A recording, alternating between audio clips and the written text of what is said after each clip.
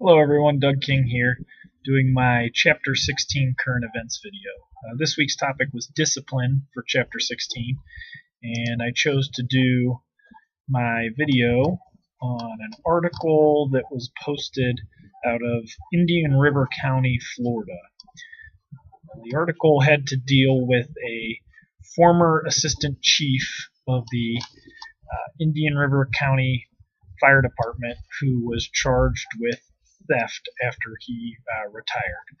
So basically the case boils down to since about at least 2014, this assistant chief had been using the county credit card to make purchases of tires from a Goodyear facility, hundreds of tires valuing at least $300,000 that they know of so far. Once he got these tires, he then sold them to other county employees, and he sold them to people that didn't work for the county. He used the excuse that he had a family member that was able to get the tires at cost, and that's how he was able to get them, and he would sell them to other people, and then after he would sell the tires, he would pocket the cash. He was able to keep this charade going as long as he was on the department. He approved the purchases himself. It really didn't come to light until after he retired. So after he retired and the next assistant chief took over and they started looking into some of the purchases that he had been making, they realized there was a problem.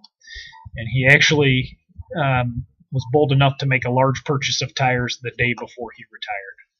I find that interesting. He did turn himself in and offered to pay the county back, but he is facing grand theft charges for these purchases and sales that he made. This is actually, when I looked at this article this morning, it's very relevant because our fire department former union treasurer was arrested about a year ago for similar things with our union. So our treasurer at Akron Firefighters Local 330 was stole about $600,000 from our union over the course of 6 years, and he was doing some very similar things. He was making purchases and then selling things to other people, pocketing the cash, but he had a much more extensive theft going on.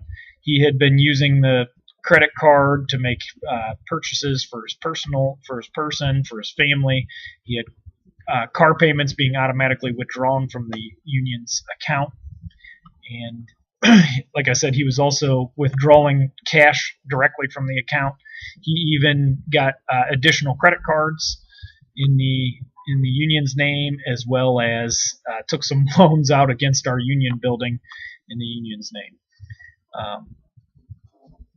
One of the things that came up in this video that was something that we had to address in our union was the lack of oversight. You just trust that somebody is doing the right thing. He came to the union meetings every week. He said, these are our expenses. These are what money is going out, and everybody believed him. He kept 2 sets of books. It wasn't until we were becoming delinquent in our bills that we noticed that there was a problem. So that's what we were delinquent in our dues to the international, and started looking into how we're delinquent, and that's how we discovered the problem. They said the same thing with this case in Indian River, Florida,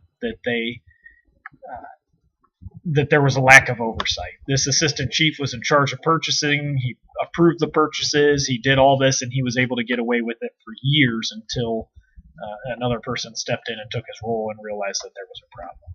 So it is interesting to me that we still have people that deal with that much financial responsibility that have no oversight. I was kind of dumbfounded that our union in a county like that wouldn't have some sort of oversight to say, hey, where is all this money going? Just anybody that double checks it.